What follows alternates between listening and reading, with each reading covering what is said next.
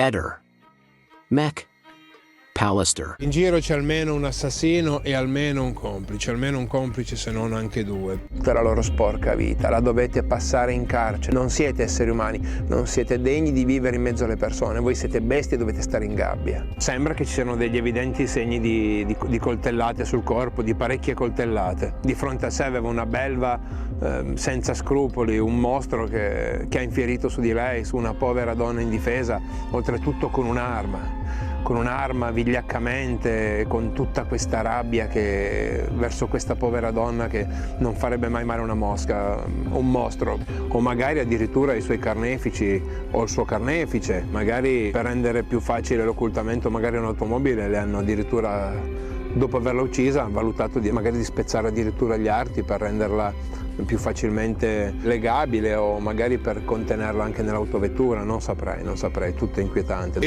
Non era più lei, quelli sono messaggi chiaramente mandati per depistarci, il telefonino poi è stato spento, addirittura magari distrutto, spaccato affinché non potesse essere raggiungibile con nessuna tecnologia attualmente conosciuta. Ma ci verrebbe da pensare ad una tentata violenza sessuale, ha dato sfogo a tutta la sua rabbia, alle sue pulsioni su una povera donna. Sono una persona di una brutali, sono bestie che hanno un disprezzo proprio per le donne. Sì, questo non è un omicidio, questo è un femminicidio. Una persona che detesta fondamentalmente le donne, le vede come della carne da macello, degli oggetti, né più né meno. L'ha uccisa barbaramente e si è liberato del suo corpo ancora più barbaramente come fosse immondizia. Non sono esseri umani, sono bestie che detestano profondamente le donne. Spero davvero che gli inquirenti arrivino a darci una risposta per me, per la memoria di Mara, perché è stata un'ingiustizia contro tutte le donne, contro gli esseri umani, contro nostra figlia, e persone del genere spero tanto che vengano rinchiuse, o questa persona se una sola, per carità, ma bisogna rinchiudere questo mostro, questi mostri, perché è una cosa efferata di una barbarie, di un'atrocità indescrivibile. Adesso in effetti ci sono molte notizie che affiorano, più o meno ufficiali.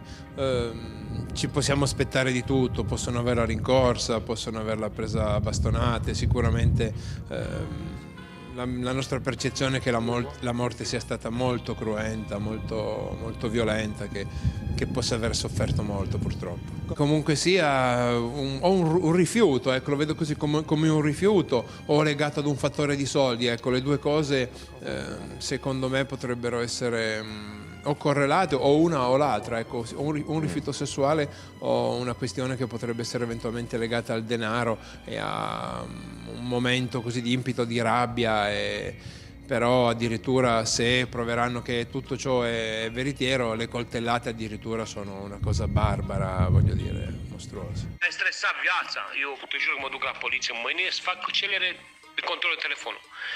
Dacă rezultați numărul meu, ai belit pula tu. Stai să vezi tu. Pezzi di merda.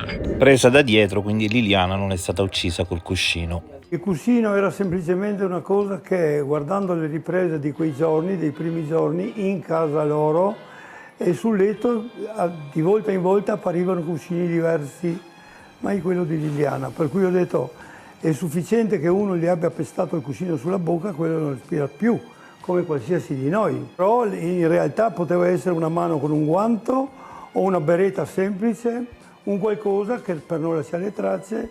Lei è morta soffocata, punto e basta. E il soffocamento è stato architettato, non era così un caso. È stata pestata come Dio comanda, e questa è un'altra lacuna che lascia in qualche maniera interdetti, perché lei quale altro motivo c'era per non farla vedere almeno ai parenti più stretti, i de visus, intendo. Io avevo spaccato la cassa per vedere se quella là dentro era o no mia moglie o mia sorella o per capirci.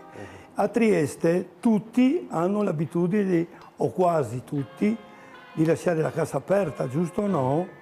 Lei non poteva essere lasciata aperta perché era stata pestata di santa ragione, soprattutto. Era piena di lividi dappertutto, è stato minimizzato tutto, aveva un piccolo livido qua, un piccolo là. Quale piccolo? Si è visto dopo, quando è uscito il faldone, si è visto quanto piccoli erano, aveva un bernoccolo qua, insomma, di tutto e di più. Io mi aggrego a quello che hanno detto il signor procuratore, il signor questore, eccetera, e aspetto, punto, non c'è altro da fare adesso. Il compito è loro, non mio o vostro, di andare in cerca della verità. Noi spingiamo perché questa esca e io ho fatto di tutto finora. Adesso io sono soddisfattissimo del fatto che intanto Liliana non si è suicidata, number one, più importante di tutti. Secondo, è stata uccisa, assassinata.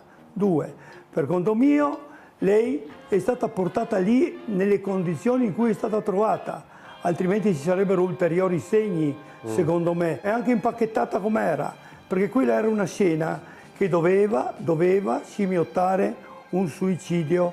Ecco il perché anche del famoso cordino messo là apposta, sbagliando. Chi lo ha fatto ha sbagliato indirizzo, perché anziché avvalorare la tesi del suicidio si è dato un poco da zappa sui piedi. Non è da me fare indagini, ok, non sono pagato per questo. Lei doveva andare al negozio della Vinci sicuro, io ci sono andato sicuro, a dispetto di chi lo nega, ci sono andato, la mia macchina è ferma lì, la macchina è ferma in via Battisti di fronte alla Wind. In seconda, dovevo fermarmi pochi minuti a chiedere se era venuta. Due motivi. Primo, andare a prendersi un telefono finalmente suo, perché i telefoni che lei usava erano di Sebastiano in prestito. Io per questo non mi sono allarmato di primo per il fatto che lei non veniva per mezz'ora in più.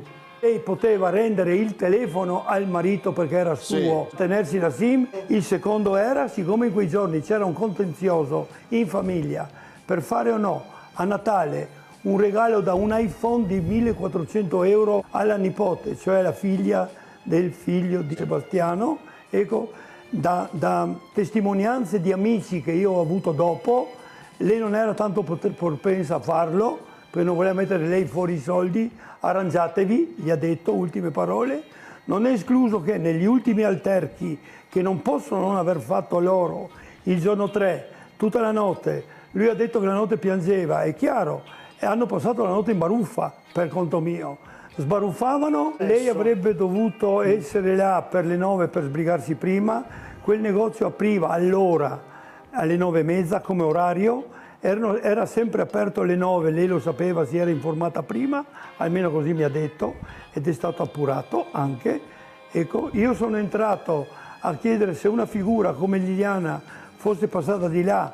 Io sono andato tardissimo là, sarà stato mezzogiorno meno poco, quando proprio ribollivo di attesa, di pensare tutte le cose possibili. Quella che esce da casa è Liliana? E io non sono ancora sicuro al 100% che sia lei. Io sono ancora a metà strada, perché c'è ancora delle ricerche in corso e io spero che quanto prima emergano, ecco, da gente che si è interessata a questo fatto. Mai avrei potuto pensare, primo, che succedeva questo fattaggio a Liliana, che è la cosa peggio che mi ha stravolto e sconvolto la vita. Secondo, ho fatto conoscenza con un sacco di persone in Italia, alcuni saranno anche blagheri. Liliana quel 14 dicembre esce senza telefono perché sicuramente Sebastiano ha preteso che lei lo lasciasse a casa. Da te, Claudia, era mai venuta di martedì senza telefono? Mai.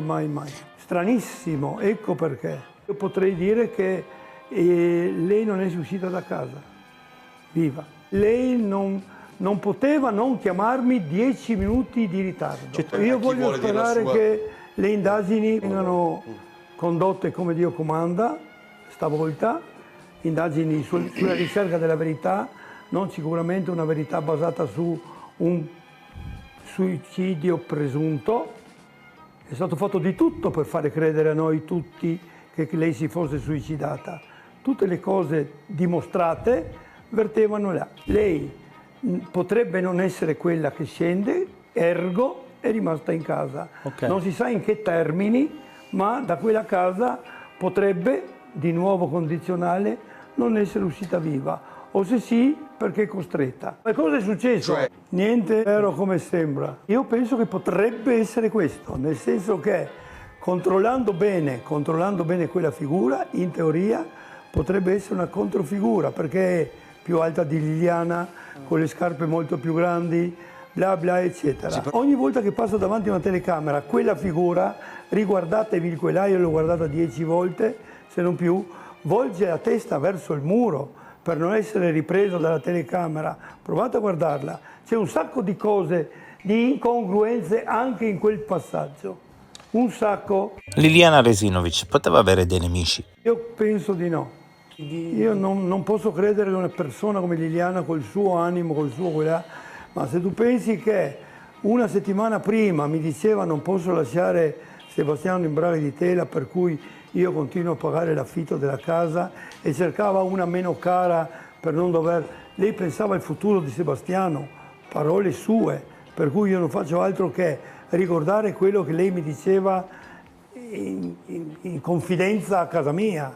1.000 euro al mese per mantenere quella casa. E ha detto, se Sebastiano lo lascio solo, è un delitto buttare via tanti soldi, e cercava un appartamento più piccolo. Io le ho detto, guarda che io ti posso durare pochi anni, e dopo, intanto io mi prendo una casa e via, non voglio restare qua, anche se indifferente come, casa mia si intende. Non penso che altri al mondo avrebbero potuto avere un pensiero contro Liliana, secondo me. Penso di averla conosciuta abbastanza bene.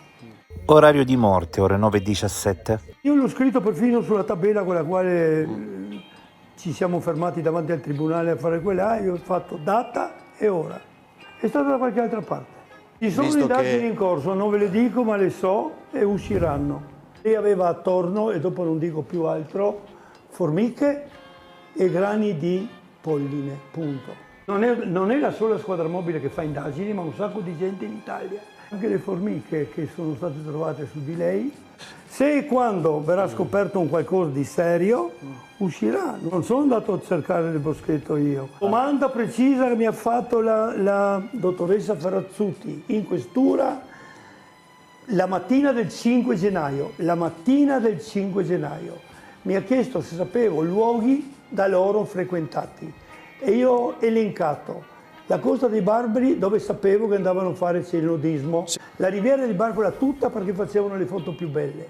Usavano andare a Idila, mi sembra che si chiama, vicino a Citanova, perché lei ha una cugina a Citanova, fare i nudisti anche, e il boschetto nostro, perché c'era la Gabriella con le cagnoline, sono femmine tutte e due, ecco, che lei usava. Io ho nominato come zona la zona del boschetto, che per noi cioè, tutto il comprensorio. Non ho detto andate là, per capirci. Succedeva la mattina del giorno 5. È impensabile che io sono venuto via da là a mezzogiorno e Bernard, mi sembra che si chiama, che sarà in pensione ormai, l'ispettore di polizia che mi faceva l'interrogatorio, no, era la Ferrazzuti. È impensabile che da mezzogiorno alle 2, che erano là la squadra a ricercarla, e nessuno mette in piedi la squadra che era là a cercarla. Il nostro prefetto di allora, ecco, ha rivendicato a se stesso il fatto che alcuni giorni prima ha riunito tutti, è venuto fuori dopo, cioè la polizia, la squadra che dovevano fare ricerche eccetera, e lui 3 giorni prima o 2 ha predisposto ricerche là. Dopo, per combinazione, qualche buon tempone ha messo in bocca a me il fatto di dire andate là. Il prefetto di Trieste ha mandato lì quelle squadre che hanno trovato... Quindi Salvo non ti ha detto nulla? Lui ha detto, a me mi ha detto, ricordati che come luogo è da indicare non il boschetto, il comprensorio, 22.000 metri quadri, non il boschetto che ne ha 500. Lei è stata trovata in quel boschetto, ma quel boschetto di tutto è un 40°, ed è stata decisa quella ricerca dal prefetto, che ha rivendicato a sé e non a Sterpin Claudio. Erano diverse squadre, una ha avuto il compito di andare proprio là, punto. Perché più sotto, appena più sotto, 500 metri, c'è un luogo simile. E quella volta il posto pullulava di cinghiali. Io mi addormento tutte le notti da 3 anni e mezzo quasi, perché è successo a novembre che lei ha portato il parure di lenzuola, sono ancora là, sul letto. io le tiro via ogni 15 giorni o giù di lì, le cambio, le lavo e le rimetto su. Non ho capito come mai all'improvviso, intanto, giusto per parlare, purtroppo cade lui, ma amen. Sebastiano dopo pochi giorni diceva che aveva un alibi perfetto. Che cazzo ti serve un alibi perfetto?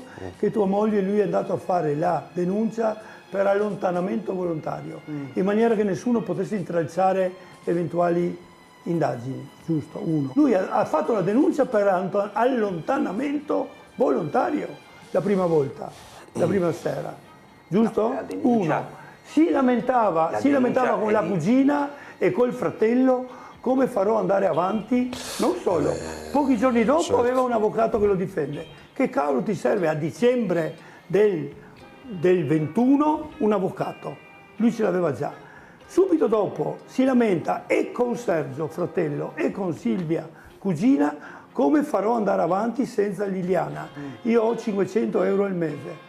E adesso si permette di avere tutta questa stuola di io non ho avvocato. Vabbè. Nulla è come sembra. Io l'ho sentita che se viene fatta una denuncia di allontanamento volontario di chi che sia, la polizia non può intervenire. Cioè tu sei libero di allontanarti quando cavolo vuoi, dalla famiglia, da dov'è, volontariamente. Troveranno peli di chissà chi perché tutti e tre, Constantinides e i due addetti, hanno cacciato la testa dentro alla ricerca di, prima, guarda se ha il ciuffo bianco, bisognava tirare via i sacchetti, tutte le palle, e dopo guarda se c'ha l'orologio rosa. Chi cavolo ha detto a quelli là, Constantinides e due persone dei pompieri volontari, che lei doveva avere al polso l'orologio rosa? Ehi, non dimenticare di iscriverti a questo canale.